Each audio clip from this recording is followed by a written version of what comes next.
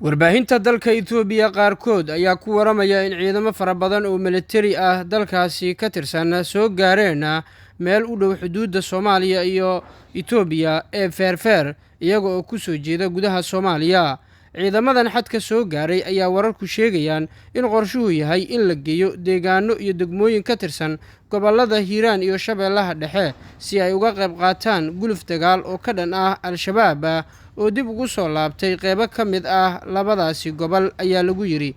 Wararku waxa ay tibaaxayaan in ciidankani ay gacan ka geysanayaan sidii Al-Shabaab looga saari lahaa deegaanada ay dib ula wareegeen maalmihii la soo dhaafay kadib weeraro rogaal celis ah oo ay soo qaadeen.